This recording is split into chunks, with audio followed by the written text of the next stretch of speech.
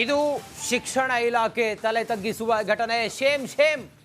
ಶಿಕ್ಷಣ ಇಲಾಖೆ ತಲೆ ತಗ್ಗಿಸುವ ಘಟನೆ ಇದು. ಶಿಕ್ಷಣ ಸಚಿವರ ತವರಲ್ಲೇ ಇದೆಂಥ ಘಟನೆ.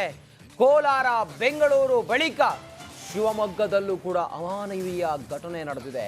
ಬರಿಗೈನಲ್ಲೇ ಶೌಚಾಲಯವನ್ನ ಸ್ವಚ್ಛ ಮಾಡಿದ್ದಾರೆ ಮಕ್ಕಳು. ಭದ್ರಾವತಿ ತಾಲೂಕು ನೇರ್ಲೆಕೆರೆ ಸರ್ಕಾರಿ ಶಾಲೆಯಲ್ಲಿ ಘಟನೆ ನಡೆದಿದೆ.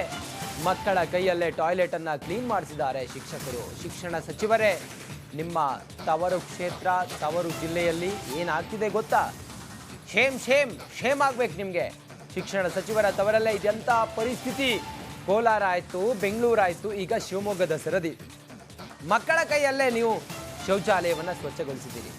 ಒಂದು ವರ್ಷಕ್ಕೆ ಆಯಾ ಶಾಲೆಗೆ ಶೌಚಾಲಯವನ್ನು ಸ್ವಚ್ಛಗೊಳಿಸಿದ್ದಕ್ಕೆ ಅಂತಾನೆ ಒಂದಿಷ್ಟು ಅನುದಾನ ಬರುತ್ತೆ.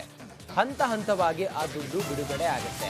ಆದರೆ ಇಷ್ಟೆಲ್ಲ ಅವೇರ್ನೆಸ್ ಮೂಡಿಸಿದ್ರೂ ಕೂಡ ಮಾಧ್ಯಮಗಳಲ್ಲಿ ಒಂದಾದ ನಂತರ ಒಂದೊಂದು ಶಾಲೆಯ ಅವ್ಯವಸ್ಥೆಯ ಈ ವರದಿಯನ್ನು ಪ್ರಸಾರ ಮಾಡಿ ಆದಮೇಲೂ ಕೂಡ ಈ ರೀತಿ ಶಿವಮೊಗ್ಗದಲ್ಲಿ ನಡೆಯುತ್ತೆ ಅಂತ ಹೇಳಿದರೆ, ಅದು ಮಾನ್ಯ ಶಿಕ್ಷಣ ಸಚಿವರ ಜಿಲ್ಲೆಯಲ್ಲೇ ಈ ರೀತಿ ನಡೆಯುತ್ತೆ ಅಂತ ಹೇಳಿದರೆ ನಾಚಿಕೆ ಆಗಬೇಕು ಅಂತ ಅನಿಸುತ್ತೆ ನನಗೆ. ಇನ್ನೂ ಕೂಡ ನೀವು ಎಚ್ಚೆತ್ತಿಲ್ಲ ಅಂತ ಹೇಳಿ